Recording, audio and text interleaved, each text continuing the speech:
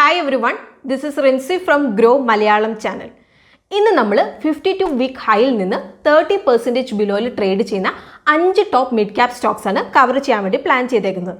അപ്പോൾ അതിനു മുമ്പ് എന്താണ് മിഡ് ക്യാപ് സ്റ്റോക്സ് എന്നുള്ളത് നമ്മളൊന്ന് ഫസ്റ്റ് പറയാം. അപ്പോൾ മിഡ് ക്യാപ് കമ്പനീസ് എന്ന് പറയുമ്പോൾ മാർക്കറ്റ് ക്യാപിറ്റലൈസേഷൻ ടേംസിൽ 101 മുതൽ 250 വരെ റാങ്കിംഗ് ഉള്ള കമ്പനീസ് ആണ്. അപ്പം ഇവരുടെ ബിസിനസ് ഒക്കെ പെട്ടെന്ന് തന്നെ വളരും എന്ന് എക്സ്പെക്ട് ചെയ്യുന്ന കമ്പനീസ് ആണ് മിഡ് ക്യാപ് കമ്പനീസ് എന്നുള്ളത്. നമ്മുടെ ലാർജ് ക്യാപ് കമ്പനീസിനെ വെച്ച് കമ്പയർ ചെയ്യുകയാണെങ്കിൽ നമ്മുടെ മിഡ് ക്യാപ് കമ്പനീസിനാണ് ഹൈ ഗ്രോത്ത് പൊട്ടൻഷ്യൽ ഉള്ളത്. അതുപോലെ തന്നെ നമ്മുടെ സ്മോൾ സൈസ് സ്റ്റോക്സിനെ വെച്ച് നോക്കുമ്പോൾ റിസ്ക് അതുപോലെ തന്നെ വോളറ്റിലിറ്റിയും ഇവർക്കാണ് കുറവ്. ഇനി എന്താണ് 52 വീക്ക് ഹൈ എന്നുള്ളതും കൂടി നമ്മൾ പറയാം. അപ്പോൾ 52 വീക്ക് ഹൈ എന്ന് പറഞ്ഞാൽ കഴിഞ്ഞ 52 ആഴ്ചകളിൽ, അതായത് കഴിഞ്ഞ ഒരു വർഷത്തിൽ സ്റ്റോക്ക് ഏറ്റവും കൂടുതൽ പ്രൈസിൽ ട്രേഡ് ചെയ്ത ആ ഒരു പ്രൈസിനെയാണ് നമ്മൾ 52 വീക്ക് ഹൈ എന്ന് നമ്മൾ പറയുന്നത്. ഇനി ഇന്നത്തെ വീഡിയോയിൽ നമ്മൾ മെൻഷൻ ചെയ്തിരിക്കുന്ന സ്റ്റോക്സിൻ്റെ പ്രൈസ് എല്ലാം വരുന്നത് 1 നവംബർ 2022 പ്രൈസാണ്. അതുപോലെ തന്നെ ഇന്ന് നമ്മൾ സ്റ്റോക്സ് ഡിസ്കസ് ചെയ്യുന്ന ഓർഡർ ഇങ്ങനെയായിരിക്കും. അതായത് ഏറ്റവും കൂടുതൽ ഡിസ്കൗണ്ടിൽ ട്രേഡ് ചെയ്യുന്ന സ്റ്റോക്ക് ഇന്ന് നമ്മൾ ലാസ്റ്റ് ആയിരിക്കും നമ്മൾ കവർ ചെയ്യുന്നത്. സോ ഇന്നത്തെ സ്റ്റോക്സ് ഏതൊക്കെയാണ് എന്നൊക്കെ കവർ ചെയ്യുന്നതിന് മുമ്പ് നമ്മുടെ ചാനൽ നിങ്ങൾ ഇതുവരെ സബ്സ്ക്രൈബ് ചെയ്തിട്ടില്ലെങ്കിൽ നമ്മുടെ ചാനൽ ഒന്ന് സബ്സ്ക്രൈബ് ചെയ്യാൻ വേണ്ടിയിട്ട് നമ്മൾ ഓർമ്മിപ്പിക്കുകയാണ്. അതുപോലെ തന്നെ കൂടുതൽ അപ്ഡേറ്റ്സിന് വേണ്ടിയിട്ട് നമ്മുടെ FB അതുപോലെ തന്നെ ഇൻസ്റ്റാഗ്രാം പേജും കൂടി നിങ്ങൾ ഫോളോ ചെയ്യാം. So let's begin today's video. ഇന്നത്തെ നമ്മുടെ ഫസ്റ്റ് കമ്പനി വരുന്നത് ഇന്റലക്ട് ഡിസൈൻ ആണ്. അപ്പോൾ ഫിൻടെക് സ്പേസിലാണ് നമ്മുടെ കമ്പനി ഫംഗ്ഷൻ ചെയ്യുന്നത്. അപ്പോൾ corporate banking, consumer banking, insurance, treasury and capital markets അതുപോലെ തന്നെ സെൻട്രൽ ബാങ്കിങ് സെക്ടേഴ്സിലെ പല സൊല്യൂഷൻസ് അവർ പ്രൊവൈഡ് ചെയ്യുന്നുണ്ട്. അപ്പോൾ കമ്പനി പല പ്ലാറ്റ്ഫോംസ് ഉണ്ട്, അതുപോലെ തന്നെ ടെക്നോളജി സർവീസസ് ഒക്കെ ഓഫർ ചെയ്യുന്നുണ്ട്. അപ്പോൾ അതിൽ വരുന്നതാണ് ക്യാഷ് ക്ലൗഡ്, ക്യാൻവാസ് ഒക്കെ. ഇനി നമുക്ക് ഇവരുടെ സ്ട്രെങ്ത് എന്തൊക്കെയാണെന്നുള്ളത് നമുക്ക് നോക്കാം. അപ്പോൾ IT സർവീസസ് ആൻഡ് സൊല്യൂഷൻസിൽ BFSI അതായത് banking, financial services and insurance industry റവന്യൂയിലേക്ക് 50% കൂടുതൽ കോൺട്രിബ്യൂഷൻ നൽകുന്നുണ്ട്. ഇനി BFSIയുടെ IT ബഡ്ജറ്റിന് 20% അലോക്കേഷൻ വരുന്നത് പുതിയ സോഫ്റ്റ്വെയർ വാങ്ങാനും അതുപോലെ തന്നെ ഇപ്പം നിലവിലുള്ള സോഫ്റ്റ്വെയർ ഒക്കെ അപ്ഗ്രേഡ് ചെയ്യാനുമാണ്. അപ്പോൾ ഇപ്പോൾ കോമ്പറ്റീഷൻ കൂടുന്നതും അതുപോലെ തന്നെ റെഗുലേഷൻസ് ഒക്കെ ഫോളോ ചെയ്യുന്നതുകൊണ്ടും നമുക്ക് കൂടുതൽ എഫിഷ്യൻസി ആവശ്യമുണ്ട്. അപ്പോൾ അതുകൊണ്ട് തന്നെ ഇപ്പോൾ റിക്വയർമെൻറ്റ്സ് ഒക്കെ ഔട്ട്സോഴ്സ് ചെയ്യുന്നുണ്ട്. സോ ഒരു ഇതിൽ നമ്മൾ നോക്കുകയാണെങ്കിൽ കമ്പനി ക്യാപിറ്റലൈസ് ചെയ്യാൻ വെൽ പ്ലേസ്ഡ് ആണ്. ഇനി നമുക്ക് വീക്ക്നെസ് എന്തൊക്കെയാണെന്നുള്ളത് നോക്കാം. അപ്പോൾ BFSI എന്ന് പറഞ്ഞാൽ ഒരു ഇരുതല വാളായിട്ടാണ് ആക്ട് ചെയ്യുന്നത്. അപ്പോൾ BFSI ഇപ്പോൾ ടെക് സ്പേസിൽ ഇപ്പോൾ ഒരുപാട് കോമ്പറ്റീഷൻ ഇന്ത്യൻ അതുപോലെ തന്നെ ഗ്ലോബൽ പ്ലേയേഴ്സിൻ്റെ അടുത്തുനിന്നുണ്ട്. അപ്പോൾ ഇതുകൂടാതെ പ്രൊഡക്ട്സ് ഇംപ്ലിമെൻറ്റേഷൻ സൈക്കിളൊക്കെ ലോങ് ഡ്യൂറേഷൻ ആയതുകൊണ്ട് തന്നെ അതൊരു എൻട്രി ബാരിയർ ആയിട്ടും ആക്ട് ചെയ്യുന്നുണ്ട്. അപ്പോൾ കമ്പനിയുടെ മെയിൻ റവന്യൂ വരുന്നതും ഇവിടെ നിന്നാണ്. അതുപോലെ തന്നെ അവരുടെ ഗ്രോത്ത് അതുപോലെ തന്നെ എക്സ്പാൻഷൻ വേണ്ടി BFSIനെ ഹൈലി ഡിപ്പെൻഡ് ചെയ്യുന്നുണ്ട്. ഇനി ഇന്റലക്ട് ഡിസൈൻ്റെ 52 വീക്ക് ഹൈ നമ്മൾ നോക്കുകയാണെങ്കിൽ 987 rupees ആണ്. അതുപോലെ തന്നെ ഇപ്പോഴത്തെ കറണ്ട് പ്രൈസ് വരുന്നത് 425 rupees ആണ്. അതായത് 52 വീക്ക് ഹൈയിൽ നിന്ന് 56.91% ഡൗൺ വന്നിട്ടുണ്ട്. ഇനിയിപ്പോൾ നിങ്ങളിപ്പോൾ സ്ക്രീനിൽ നോക്കിയിട്ടുണ്ടെങ്കിൽ ഈ ഒരു കമ്പനിയുടെ കീ ഫിനാൻഷ്യൽ ടെക്നിക്കൽ മെട്രിക്സ് നിങ്ങൾക്ക് കാണാൻ വേണ്ടിയിട്ട് സാധിക്കും. ഇന്റലക്ട് ഡിസൈൻ്റെ കറണ്ട് മാർക്കറ്റ് പ്രൈസ് വരുന്നത് 425.1 rupees ആണ്. PE വരുന്നത് 18.52 ആണ്. Debt to equity 0.01, 5 year sales CAGR 15.5, ROE return on equity 21.28, 1 year returns -38.86, 5 year returns 23.44. ഇനി രണ്ട് ടെക്നിക്കൽ മെട്രിക്സ് ആണ് നമ്മൾ മെൻഷൻ ചെയ്തേക്കുന്നത്. 200 DMA that is 200 day moving average. അതായത് ഇപ്പോൾ ഒരു കമ്പനിയുടെ സ്റ്റോക്ക് 200 DMA എബോവ് ആണ് ട്രേഡ് ചെയ്യുന്നതെങ്കിൽ ആ ഒരു സ്റ്റോക്ക് നമ്മൾ ബുള്ളിഷ് ആയിട്ടാണ് നമ്മൾ കൺസിഡർ ചെയ്യുന്നത്. ഇനി 200 DMA ബിലോ ആണ് ട്രേഡ് ചെയ്യുന്നതെങ്കിൽ ആ ഒരു സ്റ്റോക്ക് നമ്മൾ ബെറിഷ് ആയിട്ടാണ് നമ്മൾ കൺസിഡർ ചെയ്യുന്നത്. ഇനി RSIയുടെ ടേംസിൽ നമ്മൾ നോക്കുകയാണെങ്കിൽ RSI value below 30 generally oversold ആയിട്ടാണ് കൺസിഡർ ചെയ്യുന്നത്. അപ്പോൾ അതുകൊണ്ടൊരു ട്രെൻഡ് റിവേഴ്സ് നമ്മൾ എക്സ്പെക്ട് ചെയ്യുന്നുണ്ട്. അതായത് ഡൗൺ ട്രെൻഡ് അപ്പ് ട്രെൻഡിലേക്ക് ലീഡ് ചെയ്യും. ഇനി RSI value above 70 generally overbought ആയിട്ടാണ് കൺസിഡർ ചെയ്യുന്നത്. അപ്പോൾ അതുകൊണ്ട് തന്നെ ട്രെൻഡ് റിവേഴ്സൽ നമ്മൾ എക്സ്പെക്ട് ചെയ്യുന്നുണ്ട്. ഇനി നമ്മുടെ സെക്കൻഡ് കമ്പനി TV18 ബ്രോഡ്കാസ്റ്റ്. അപ്പോൾ നെറ്റ്വർക്ക് 18ൻ്റെ ഒരു സബ്സിഡറിയാണ് TV18 ബ്രോഡ്കാസ്റ്റ്. അപ്പം TV18 എന്ന് പറഞ്ഞ ലീഡിംഗ് മീഡിയ ആൻഡ് ബ്രോഡ്കാസ്റ്റ് കമ്പനിയാണ്. അപ്പം ഇവരുടെ ചാനൽ പോർട്ട്ഫോളിയോയിൽ news, entertainment, distribution, motion picture, digital and publish covers ഒക്കെ ഉണ്ട്. അപ്പോൾ 15 ലാംഗ്വേജിലായിട്ട് 67.7 കോടി വ്യൂവേഴ്സിലേക്ക് എത്തുന്നുണ്ട്. ഇനി ഇവരുടെ സ്ട്രെങ്ത് എന്തൊക്കെയാണെന്നുള്ളത് നമുക്ക് നോക്കാം. നെറ്റ്വർക്ക് 18 മീഡിയ ആൻഡ് ഇൻവെസ്റ്റ്മെൻറ്റ് ലിമിറ്റിൻ്റെ 51.17% സബ്സിഡറിയാണ് TV18. അപ്പോൾ നമ്മുടെ രാജ്യത്ത് ഒരു പ്രോമിനൻറ്റ് മീഡിയ ആൻഡ് എൻ്റർടൈൻമെൻറ്റ് ഹൗസാണ് നെറ്റ്വർക്ക് 18 ഗ്രൂപ്പ്. അപ്പോൾ ഇവരുടെ ബ്രാൻഡ്സ് ആണ് CNBC, TV18, moneycontrol.com, Forbes ഇന്ത്യയൊക്കെ. ഇനി നെറ്റ്വർക്ക് 18 ഇന്ത്യ പ്രൈമറി 73.15% ഹെൽഡ് ചെയ്യുന്ന ഇൻഡിപെൻഡൻറ്റ് മീഡിയ ട്രസ്റ്റ് ആണ്.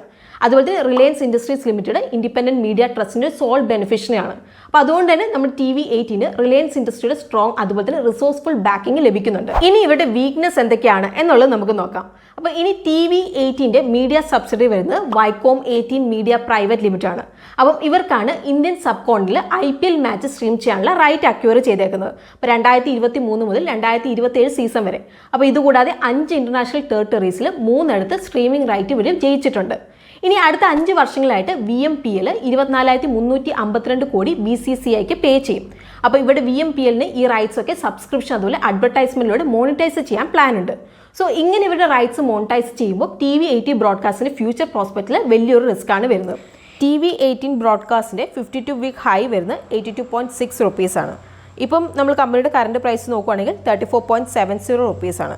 അതായത് 52 വീക്ക് ഹൈയിൽ നിന്ന് 57.99% ബിലോയിലാണ് ട്രേഡ് ചെയ്യുന്നത്. ഇനി നമുക്ക് ഈ ഒരു കമ്പനിയുടെ കീ ഫിനാൻഷ്യൽ ടെക്നിക്കൽ മെട്രിക്സ് ഏതൊക്കെയാണെന്നുള്ളത് നമുക്ക് നോക്കാം. കമ്പനിയുടെ കറണ്ട് മാർക്കറ്റ് പ്രൈസ് വരുന്നത് 34.7 റുപ്പീസാണ്.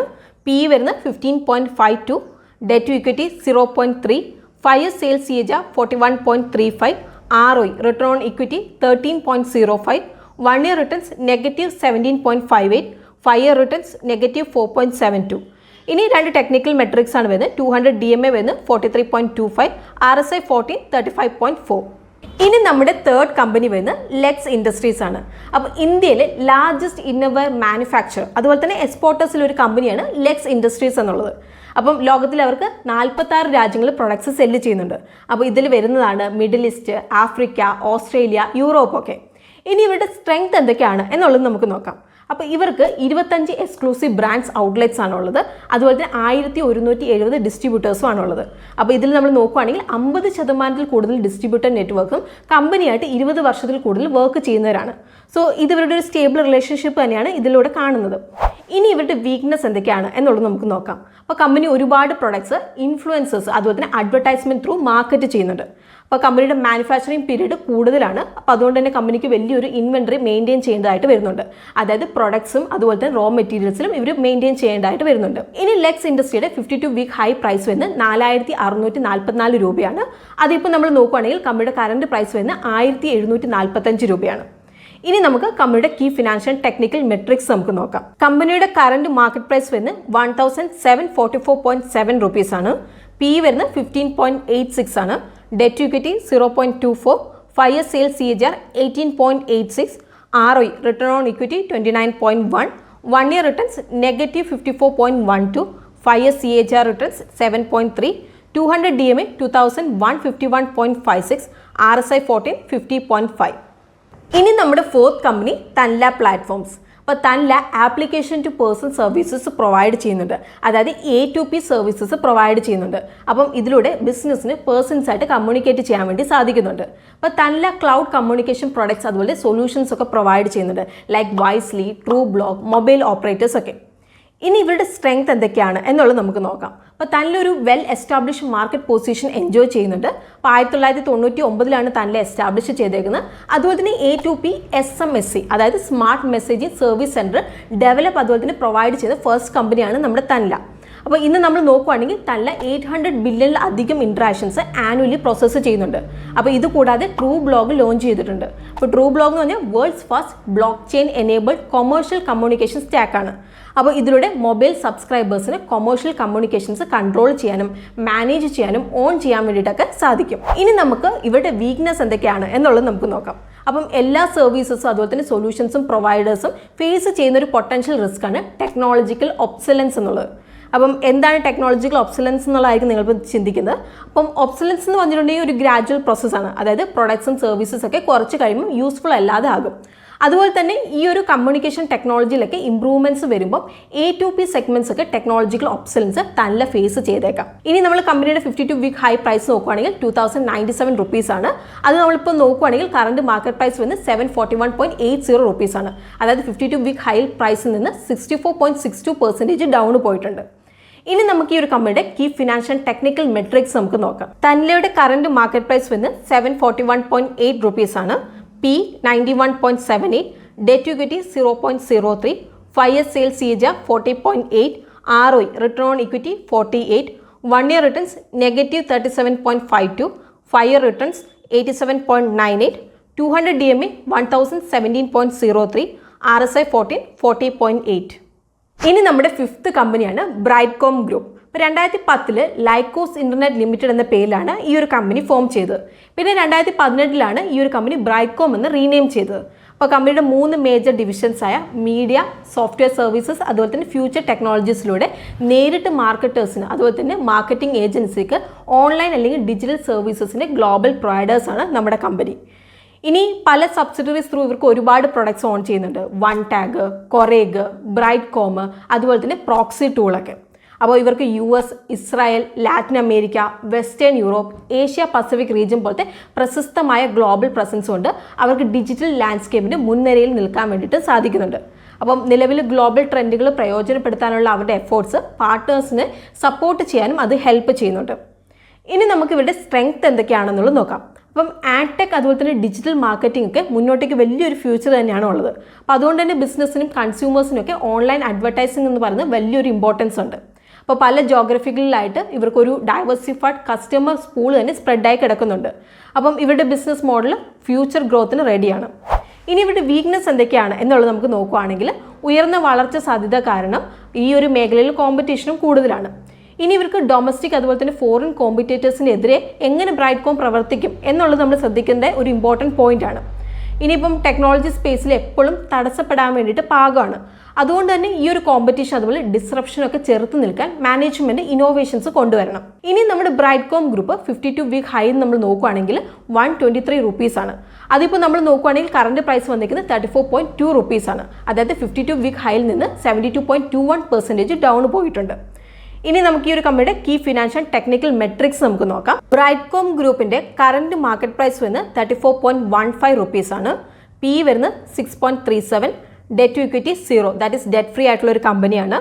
5 ഇയർ സെയിൽസ് CAGR വരുന്നത് 15.41 ആണ്. ROE return on equity 21.33, 1 year returns -25.36, 5 year returns 64.79, 200 DMA 49.99, RSI 14 42.4. So ഇതാണ് 52 വീക്ക് ഹൈയിൽ നിന്ന് ഏറ്റവും കൂടുതൽ ഡിസ്കൗണ്ടിൽ ട്രേഡ് ചെയ്യുന്ന 5 സ്റ്റോക്കുകൾ. അപ്പം നമ്മളിവിടെ ഒരു കാര്യം വീണ്ടും ഓർമ്മിപ്പിക്കുകയാണ്. ഈ ഒരു വീഡിയോ നമ്മൾ ഫുള്ളി എഡ്യൂക്കേഷൻ പർപ്പസിനാണ് നമ്മൾ കവർ ചെയ്തേക്കുന്നത്. ഇതൊരു ബയോ സെൽ റെക്കമെൻഡേഷൻ അല്ല. അപ്പം നിങ്ങൾ ഏതെങ്കിലും ഒരു സ്റ്റോക്കിൽ നിങ്ങൾ ഇൻവെസ്റ്റ് ചെയ്യുന്നതിന് മുമ്പ് നിങ്ങൾ ഡീറ്റെയിൽ റിസർച്ച് ആൻഡ് അനാലിസിസ് ചെയ്തതിന് ശേഷം മാത്രം നിങ്ങൾ ഇൻവെസ്റ്റ് ചെയ്യാൻ വേണ്ടിയിട്ട് നിങ്ങൾ ശ്രദ്ധിക്കണം. സോ ഇന്നത്തെ വീഡിയോ നിങ്ങൾക്ക് ഹെൽപ്ഫുൾ ആയിട്ടുണ്ടാവും എന്നാണ് പ്രതീക്ഷിക്കുന്നത്. അങ്ങനെയെങ്കിൽ നിങ്ങൾ വീഡിയോ ലൈക്ക് ചെയ്യണം. അതുപോലെ തന്നെ നമ്മൾ ചാനലിൻ്റെ കോണ്ടന്റ് ഒക്കെ നിങ്ങൾക്ക് ഇഷ്ടമാവുന്നുണ്ടെങ്കിൽ ചാനലും കൂടി ഒന്ന് നിങ്ങൾ സബ്സ്ക്രൈബ് ചെയ്യണം. സോ നമുക്ക് ഇതുപോലുള്ള യൂസ്ഫുൾ വീഡിയോസ് ആയിട്ട് നമുക്ക് വീണ്ടും കാണാം. അതുവരെ take care and happy investing.